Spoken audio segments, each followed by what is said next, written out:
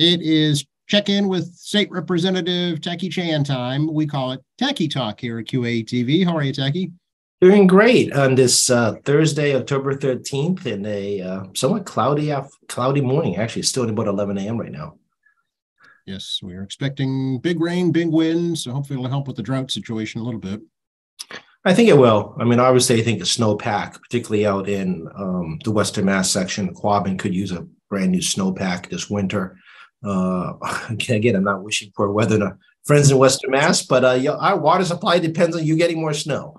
But this should help bring what little grass you have back to life, I guess, for the remainder of the fall. And hopefully it won't result in flooding. I mean, there's enough, hopefully there's enough moisture in the ground that it'll not beat off the top, so to speak, and it'll absorb properly. But after like a miserable summer of just drought conditions, we're moved from, heavy possibly drought to lighter levels, but we still do need more rain.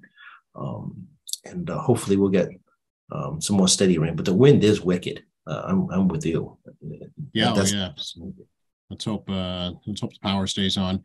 And speaking of the power, the predictions of energy costs this winter are kind of scary. It absolutely is. I mean, today the Feds released their CPI report at 8:30 this morning. We received the production index yesterday. No big surprise. Everything's up. It's all slightly ahead of projection by like 0.1 or 0.2, depending what you're looking at. It's, in the 8 percentile zone again. And if you take out food and energy, the remaining items is over 6% cost of living increase. So, that 2% differential between 6 and 8, it represents energy and food, which is still extraordinarily high. The energy market is actually a little bit lower, except for energy. And not surprising, investors are looking at the futures, meaning to try to literally gamble what price will be down the road. And home energy is one of those things that the gambling is going to continue to rise. And I agree with that. Supply and demand issues, insufficient natural gas entering this part of the country, the impacts of climate change, particularly these hurricanes in the south, actually slows down refineries because they have to close. So hopefully we'll not see any more hurricanes in the Gulf Coast, as well as inside the Gulf of Mexico at all. And of course, the European issue is a big problem because the leaking pipelines, so to speak, the two leaking pipelines in Nord Stream, which everyone's suspecting is sabotage as opposed to engineering or a faulty situation, and the U.S. really needing to continue to pump out more gas to our allies in Europe by LNG tankers. We are one of the biggest natural gas producers and refiners on the planet.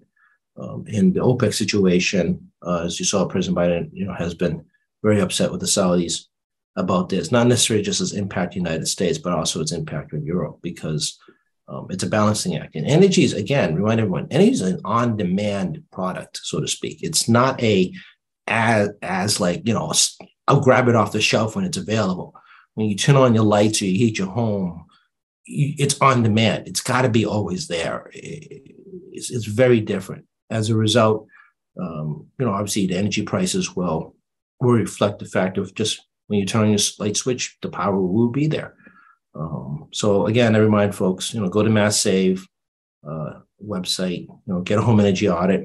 They're offering discounts and products that can help. Like we got a Nest. Actually, my brother got the Nest for the house, and he installed it. And we already noticed a change on how the home is heated, including the fact that it's actually controlling the heat and the fan down in our heating system. Actually, a very new heating system. And a new thermostat that can actually interface with the heating system's fan and temperature gauge really makes a difference on energy supply.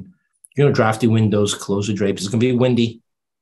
If it's really going to be cold and windy, things like closing your drapes is really helpful to try to heat in the wind out. So there's plenty of things you can do to try to help reduce your consumption, which also will help lower energy costs.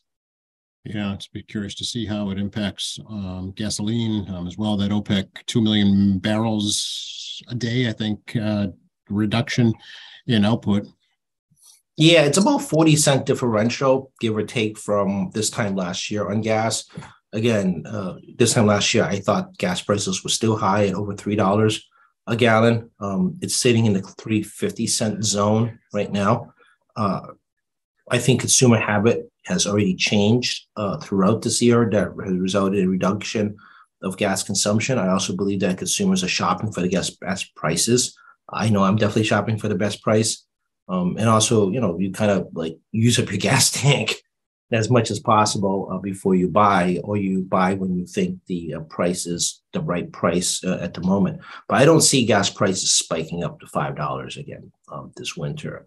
A lot of that was triggered by Ukraine war and the sudden shortage of gas that happened because of the war kicking off. So, and also again, it's a future market thing. So, people invest in natural gas refineries, gasoline, betting against the future price. So I think, the guys that make, all the big money on this stuff, are looking at how consumer behavior is. And, again, pointing back to the CPI report, it's about 8% total.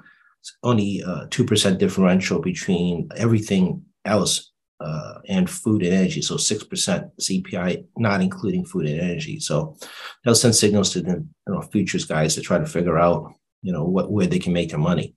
I think airline prices are going to be really tricky this winter. They're a huge consumer of gas, big surprise. And I think you can find some good rates coming up if you start looking now. The reason is because they're still not sure exactly what the Thanksgiving holiday rush is going to look like. I think it's going to be very similar to the last few cycles. Thanksgiving's busy, but Christmas is not. I think you might see record highs again during the Thanksgiving period, but like moderate travel during the Christmas period. Yeah. Interesting. And one positive, I guess, that is coming out of this current economy is savers are able to find higher interest rates.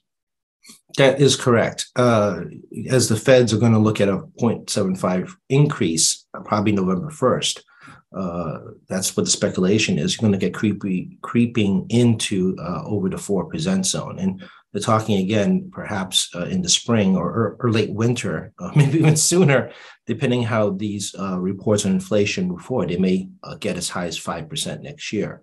So mostly you're probably looking at your saving accounts and looking like 0.1, 0.2, 0.4. You haven't seen a big shift. And again, the banks are very uncertain about how to change your interest rates because lending is also down, and you get a piece of the action, so to speak, when they do lending. So, your local bank may be having not a great interest rate, but CD rates are rising right now. I mean, you can get a 1-month CD if you do a hunt for like 2.9. A 3-month CD you can get as high as 3.3. A 1-year CD anywhere between 3.5 to 4.5. When the Feds raise rates again in November, you can find better deals, and it's going to be much better in your interest rate. So if you can park some money for a year or even 3 months, you could start rotating your CDs around, meaning that you let your CD roll for 3 months or 6 months, see what the rates are, ride train on the existing rate that you have, or you could, instead of doing that, you could also cash out and then reinvest your money in a CD rate again. And the nice thing about 3 or 6 months is that you have access. You're going to have access to your money in 3 to 6 months. If you can spare money, to a year and a half, and you don't need access right away, it's a good time to take a look and shop online around different places. And some brokerage firms also have CD rate offers. And if you're only opening a brokerage account just for CD rates, there's nothing difficult or scary about that. Just don't buy stocks. It's not complicated. And if you got a grandchild or a child that's like 5 years old, good time to buy a 10-year treasury bond. Yeah, it's just be sure that the FDIC insured products, those are the safest ones. Yes, the banks do FDIC insure certificates deposit. They do not insure brokerage accounts, which is kind of the danger of doing that. So you open a brokerage account just to get a CD. Make sure your money does go into the CD, which is FDIC insured. and leave nothing in your brokerage account if that's your big concern, or leave a minimum amount in your brokerage account that you're not afraid something bad may happen to, like $100. But if you want brick and mortar, again, Citizen Bank, the big banks are all looking to see if they can get to customers, but also don't discount places like Rockland Trust, the credit unions. They also offer local rates if you're looking to a brick and mortar. Online opens your options immensely. I know it's a bit more work because I've been doing it too. It's not always easy to find, but you can bounce around to a lot of the online banks, which is also FDIC insured, and do an online account. And if you're not happy, just close the account. It's actually a close account button. So I know that the markets are kind of like crazy, and it can be scary to invest in stocks. I mean, let's be honest about it. And your 401ks and your 457s, your 403bs, and other pension items is doing these ups and downs.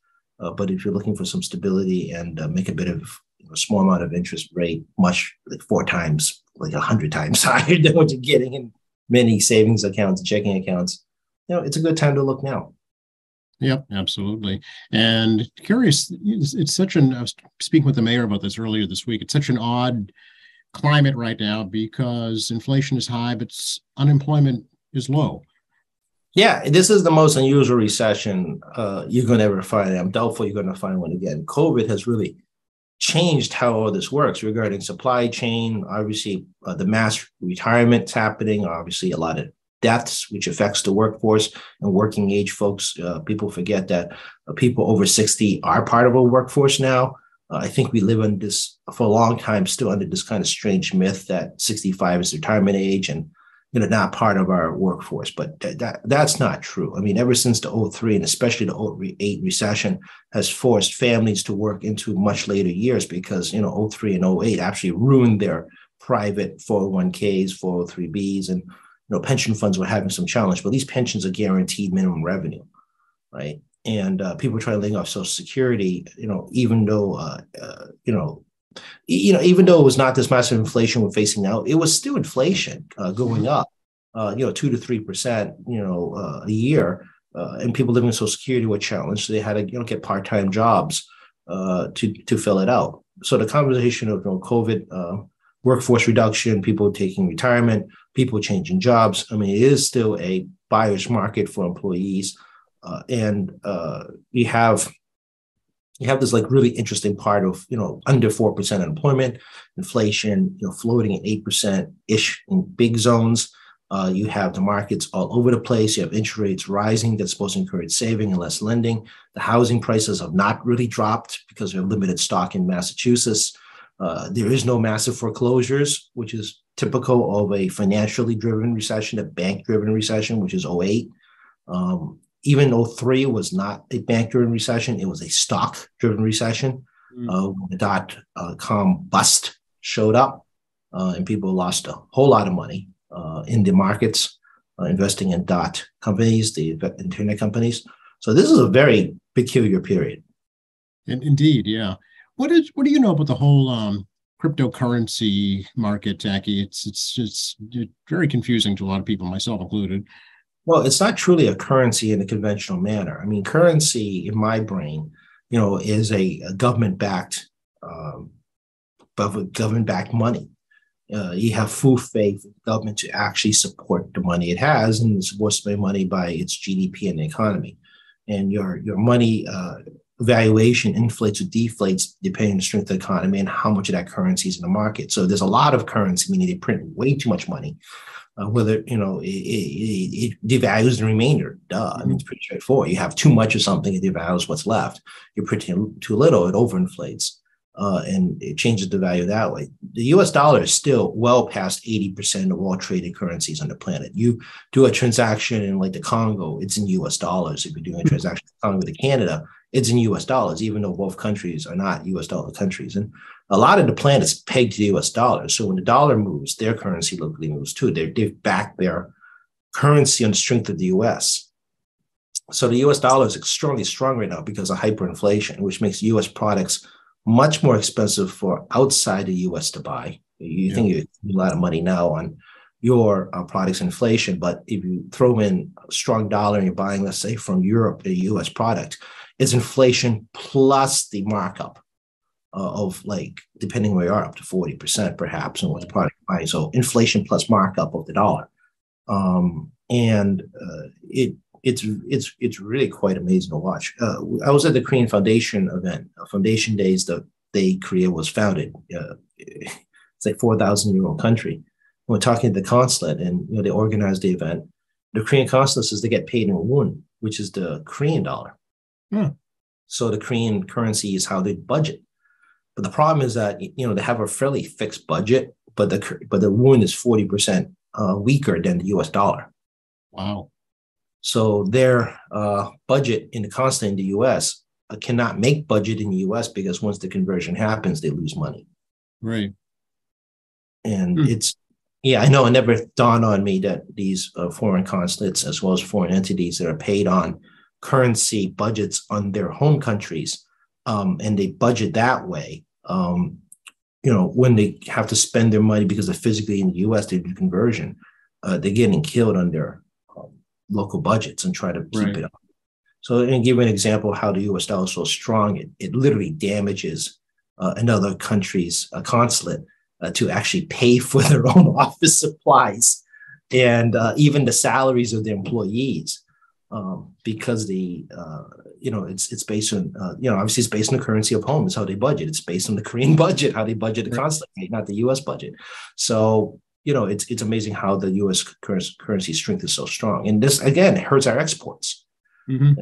Recession is being too strong, and this is kind of like a wacky recession. When a recession hits, the U.S. dollar weakens a lot, and unemployment goes up, as we all know. But one of the interesting side effects, because we're still one of the biggest exporter importers on the planet, the U.S. products become cheaper when the U.S. dollar gets weaker, and then foreign nations, consumers will buy more U.S. product. And then to actually help, it's one of the factors, not the factor, one of the factors that can help us out of recession is foreign markets buy more of our U.S. products because it becomes cheaper. And they will fly overseas to the U.S. to be tourists and buy local product because, again, the U.S. dollar is a little bit cheaper, and it helps us climb out of recessions as one of the ways to do by, foreigners dropping dollars and going home. COVID has also messed that up. Because you can't come over easily, and COVID travel I know is much more less restricted than ever during the COVID life we're living now, but still a lot of hesitation on travel overseas, and most people don't realize anytime there's bad news here, like really bad national news, they see it overseas too, and makes people rethink their travel. Like when the height of Asian racism was really bad. There's people getting beat up and murdered all over the U.S. Asian countries were very hesitant to whether or not to even send their kids overseas or come visit at all, because, well, it doesn't happen in every place. And, it's not like it's every street corner like any crime.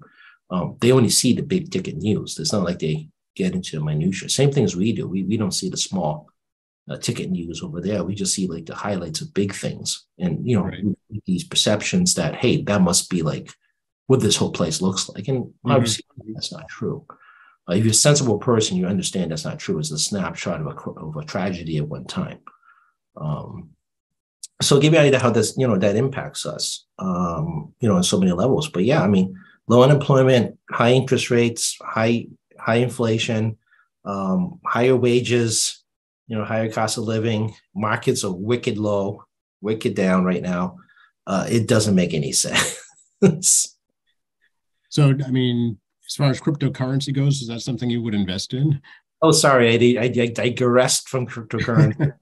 Cryptocurrency is very down right now. The flagship is Bitcoin, and you have Ethereum and all these other cryptocurrencies are trying to get into the Bitcoin market. They're all very low because they're a volatile product. It's tied to trading. It's basically like trading stock in a way or trading for like commodities such as soybeans and gold and silver and wheat. And even, natural gas and oil is a commodity people trade in the market. And the value of those market trades are only as strong as the people that are willing to buy and sell that same product. Again, supply and demand. And if you hoard more Bitcoins, the price of Bitcoin goes up. You sell all your Bitcoins, the price of Bitcoin goes down. The difference is that, unlike other things, you're constantly trading. So if I'm buying like 100 million tons of soybeans, I need to sell those soybeans right away because I have no place to store said soybeans. So it's constant flipping. Bitcoin doesn't do that. It's a weird thing where you can like buy and sit on it because it's all virtual. But it's also not exactly a safe harbor. Again, it's not FDIC. It's like playing a commodities market. And do you have faith that the Bitcoin market will maintain its value? And it's been plummeting like a stone, following the rest of the market, as people don't perceive as a safe harbor. The safe harbor is buying US dollars, buying US debt. US debt is a great thing to buy because the US never admits a debt payment. Hence, bonds are becoming very popular. So, as people look at greater volatility and insecurity, they obviously like to park a part of their investment into safe commodities. And the safest commodity on this planet is the U.S. debt. Yeah, yeah. The thing that's so confusing to me about cryptocurrency is, you talk about buying it, you have to buy it with real money. Yeah, hence I refer to it as a commodity. Yeah. Even though the word's currency, it's not a currency. Right. Currency is backed by the full faith and credit of a country or pegged to another country, which, again, everyone pegs the US dollar. No one pegs their money to the Chinese yuan, RMB. They don't do it. You might peg yourself to the sterling, you might peg yourself to EU, but the euro, but really, the planet really pegs the US dollar. Again, because we pay our debts, our bonds are good.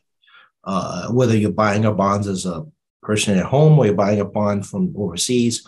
And again, foreign transactions of money is held in U.S. dollars.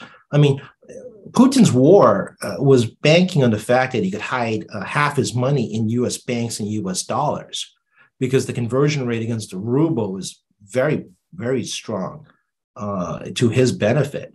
And also, it's a great security to have because, again, the U.S. dollar is rising in strength, but also is a very stable currency that's guaranteed to have value, hold its value no matter what. So, he was trying to fund a war by putting it in U.S. banks, get the interest and, full faith of money. If you had that much faith in your money, you wouldn't be putting it in U.S. banks. You would be keeping it in Russian banks, the strength of the ruble. Yep. Yeah, and that was, if not the first, one of the very first things that the administration did was to cut that off. Yeah, cut them off from $500 billion worth of his currency. And we did that with Iran too. The government of Iran had a lot of money stored in U.S. banks. We cut off a lot of that. And we gave some of it back as part of a nuclear deal back in the Obama administration, and we cut it off again under the Trump administration, which obviously upsets them. Because again, you want to put your money in safe harbor. The Taiwanese, I promise you, is buying U.S. dollars and U.S. debt like mad, because again, even though they're also, I believe, they're pegged to the U.S. dollar too. If they need to buy a whole lot of weapons in a short period of time from anybody, they're going to do it in U.S. dollars. Yeah, yeah, right. Big surprise, folks. Criminal transactions are done in two places: cryptocurrency or U.S. dollars. Mm-hmm. Big surprise, right? Even illegal actors in foreign countries like to trade in U.S. dollars. What is going on in Britain with the whole? We could go over there, and our dollar would go way further now against the pound. Yeah, generally the sterling's like $1.02, $1.05 US to one sterling. Sometimes as high as $1.04, depending on what era you grew up in. Brexit definitely has an impact, but obviously they had stabilized after, a bunch of rocky rides. They stabilized to quote the new norm as people adjust. But, the Conservative Party over there, the Tory Party, pushed on a campaign on tax cuts, massive tax cuts, particularly on the top end of the food chain. Big surprise again. The Tory Party is helping the top end of the food chain. And the IMF and the Bank of England and everybody freaked out because they looked at the country's debt load and they're just adding more debt with no revenue source. And they wanted to spend more money, quote unquote, in stimulus money, which would be creating more debt, but no tax revenue to back up that debt. And the Brits are number 4 or 5 or 6 economy, depending on what day of the week we're talking about and what measurement you use. So it's a very powerful economy, but it's nothing like China, the U.S. But still, as you saw, when the Brits moved on these proposals, it had ripple effects on the planet regarding their stock markets and people looking to invest in British companies. And the money started fleeing out of Britain to safer harbors. The sterling fell to just about the dollar-ish zone. I think it's like $1.07 or $1.08 now to one sterling, which devalued the money immensely. And it impacted their import exports as well as their faith in the sterling. Mm-hmm. So, it's amazing how, one tax policy, that benefits the wealthiest triggered the Bank of England to immediately try to stabilize their money right away. And now the Conservative Party is literally doing a U-turn as we speak, trying to salvage out of a political situation because they made promises. They can't keep them now. And they don't know what to do. And Liz Truss may be one of the shortest prime ministers in history over there. If this doesn't, she doesn't get out, the Conservative Party, Tory Party will pick somebody else. They have a whole process where you send in secret letters. And once it reaches a threshold, it triggers a internal party run a candidacy to try to unseat her. And you saw what happened with Boris Johnson and Theresa May. I mean, 2/3, even though they won by more than well over 2/3 of the party, they were all gone within 6 weeks or less because the negatives were so high that they weren't going to be able to continue to maintain party control, right? And Liz Truss is desperately trying to avoid that right now. And U-turning is a very challenging political move after making such a bold promise out there and watches like huge negative consequence. And now they're trying to U-turn to save their jobs. And of course, the Liberal Party, what's their name? God, my British party names have like vanished from it. But the Liberal Party is now itching for a general election because I don't know if people remember it, but in 2019, the Tory Party just swept through the country in the biggest slide win in the history of the Tory Party. This is before COVID hit in winter 2019. I was watching this when I was my last vacation, being fascinated how this was going to play out. And the talk was that the Tory Party is now going to control for like 20 years, and the Liberals and all the other smaller parties would never ever would recover from this. And that was 2022, and the talk is that the Tory Party may get wiped out by the Liberals and smaller parties because of their inability to stabilize the economy, not just because of COVID, but this one move to cut a lot of taxes and spend a ton of money. Yeah, it's the same here, right? It's the old slogan, it's the economy, stupid. Absolutely. And people love to cut their taxes, but no one wants to cut services. Right. And this is an age-old challenge of tax policy. And we saw this during the Trump administration. Well, the deficit went up when they did a massive amount of tax cuts, which some of you felt in different ways, but they also continued deficit spend. And the federal government is closed the books at September 30th. And the deficit, not the debt, the deficit between spending and revenues is about $1.4 trillion differential. The year before that, it was about 2.8. So under the Democratic administration and Democratic Congress, we cut the deficit in half in terms of spending versus revenue. And most of that, and this is an unfortunate part of politics. You pick up your predecessor's problems. Right. So, but no one ever remembers that because you have the problem. It's your problem now. It's not like no one remembers where it comes from.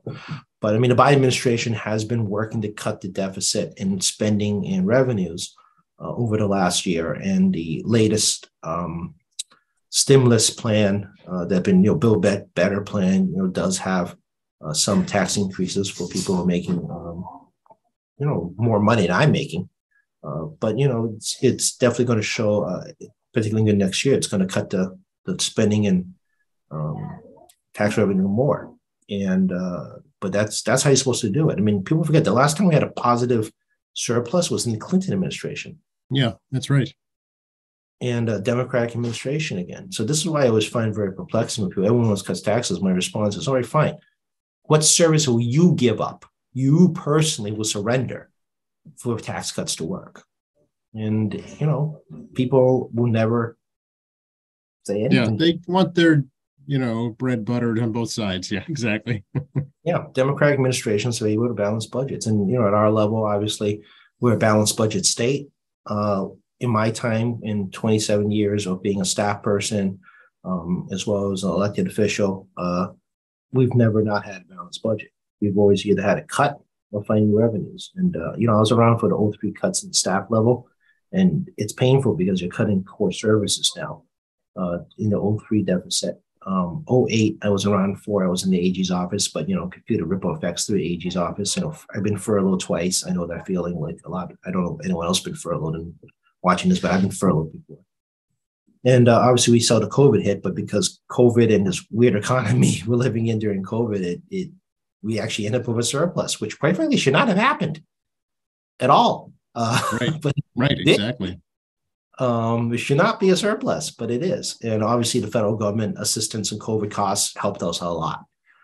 If not for the federal government's assistance with all states, we're looking at like billions and billions of dollars of healthcare related costs, test kits, masks, PPP stockpile. I mean, our PPP stockpile was up to like 6 months stockpile.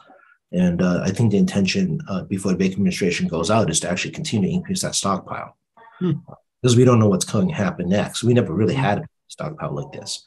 So stockpile is so important too. People don't realize that that's what we're doing. Obviously the feds have been real big assistance, but I could never, we'll talk about this in 2020. I was preparing for a 14 to 60% budget reduction that year, and it'll be slash and burn through the budget. Yeah. Speaking of the surplus, what's the status of 62F, Jackie? You don't have to do anything. How you got your refund, how you pay your taxes is how you're going to get your money. Okay. If you paid online, electronically, you're getting it back to your bank account. If you paid by check and you get your refunds by check, you're getting a check. It's still approximately 13%-ish on your tax liability, meaning how much you paid in taxes after credits. If you credits cash, so you already reduce your tax burden. And obviously this benefits the top end of the food chain. This is one of those trickle-down economics policy that the voters voted for back in '86. So obviously people with higher tax burdens benefit the most. People with the lowest tax burdens hurt the most. Yeah, I know there's some effort to try and change that, but probably too late right now. No, that's not going to happen.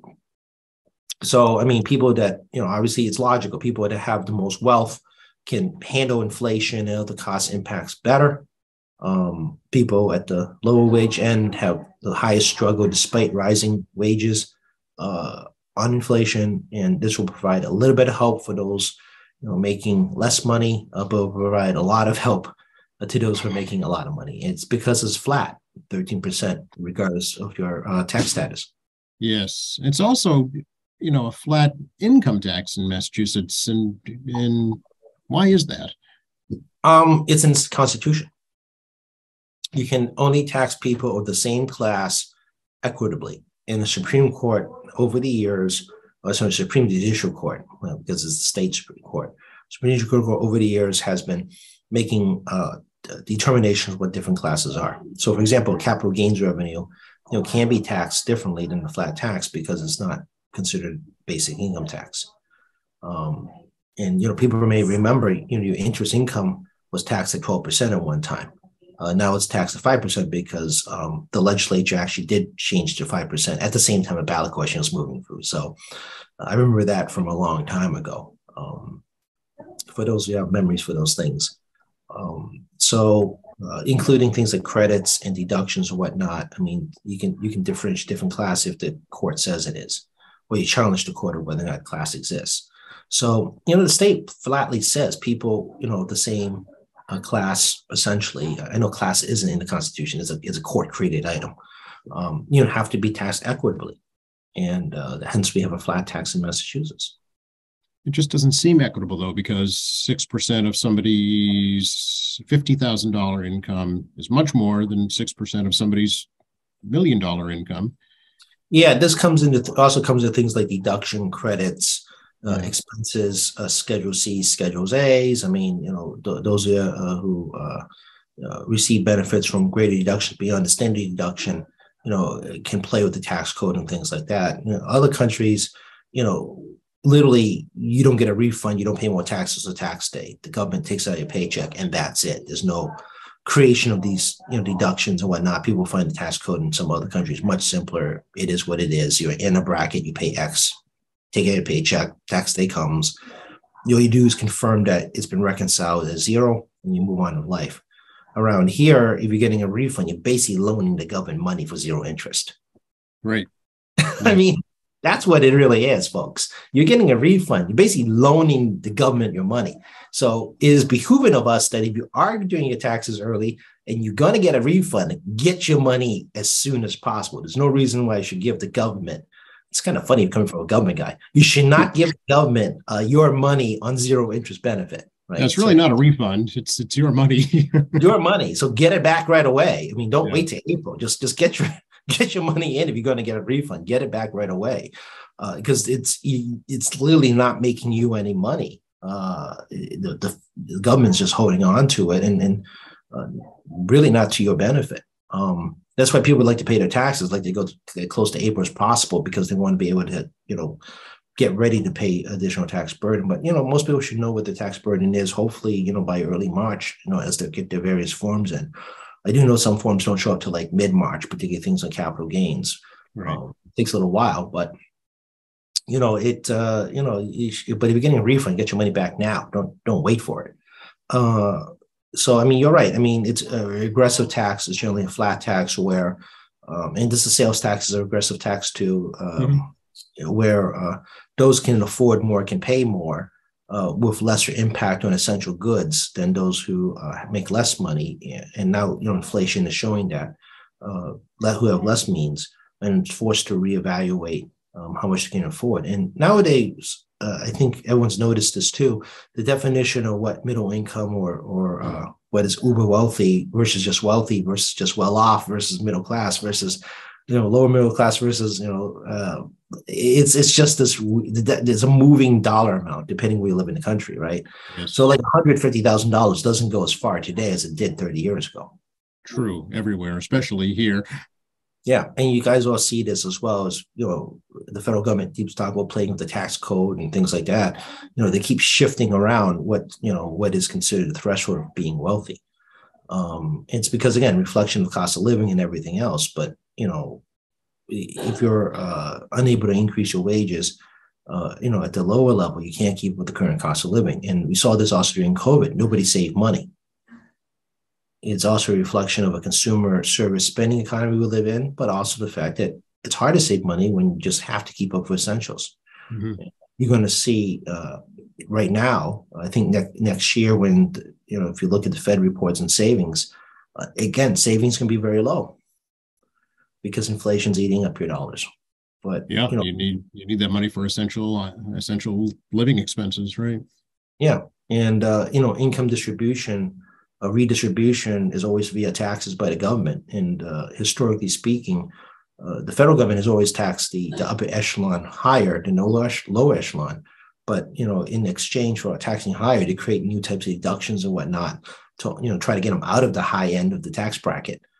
Massachusetts, where flat tax, question one, we talked about this before, creates for the first time a tiered system by income by changing the Constitution. If you make $1 more than 1 million, you're going to get taxed 4% on that dollar high past that 1 million. So you have a quite chance to vote in November's. Actually, mail-in ballots are coming soon. Very early voting. I can't say November 8th. It's mail-in ballots and early voting's coming up quick.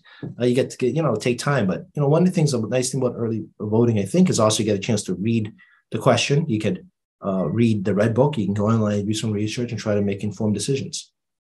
Oh, absolutely. Yeah, there's essentially at least three ways to vote now. Like you say, early voting, mail-in, on election day. Absentee is another option as well. Think they'll ever be online voting, Jackie?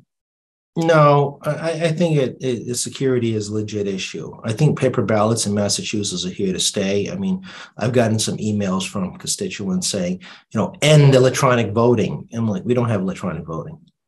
You'd be surprised what I get for emails some days. Electronic voting, you got to stop it. Stay with paper ballots. I'm like, clearly you've never voted. Right, exactly. If you think you can vote electronically, then you haven't voted, right? You have never voted, clearly. Because just because it goes through a Scantron machine, it's still paper ballot. That's not connected to the internet. That's totally in-house. Correct. And those of us remember Chads, when you punched a hole in the ballot, that was ran through a machine too, where the light passed through the hole in your ballot to register to vote. It's not that different from Scantron. That's right. Yep. Right. And people always talk about the old pool machines where you go into a booth and you push a bunch of buttons. Well, that's punching holes in a ballot. Yeah. I never did that system. That's other parts of the country. I don't think it was around here very often. Yeah, but that was also paper ballots. It was just right. Yeah, punching holes. We also people who are visually impaired. I know there's a small number of visually impaired ballot voting machines. Mm-hmm. Again, that's also just marking a paper ballot. Right. Exactly. Yeah. So, I don't see electronic online stuff happening. I remember reading an article many years ago now from Oregon. They were playing with the idea and it never came to fruition. They couldn't figure out do it securely. Some countries overseas have already done it, and they do it through electronic ID card system, which is not really what you think it is in terms of like an ID card. It's actually like your tax / voting / travel / like document card. All right. Okay. So some countries have been doing this like voting system through their tax system, essentially using the secure system there. Yeah.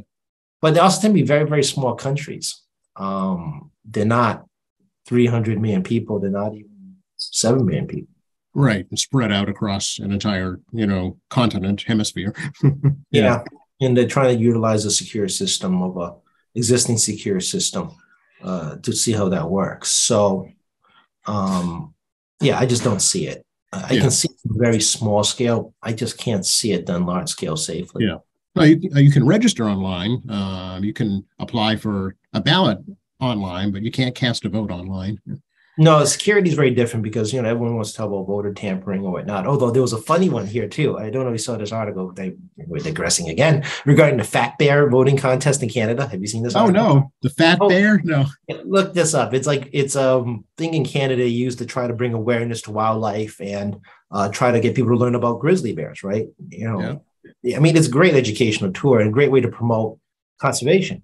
So they do this thing called the Fat Bear Contest, where they have snapshots of bears they're tracking around Canada, and you can see them, on the internet, and you can vote to be, there's a popularity contest, right? Oh, okay.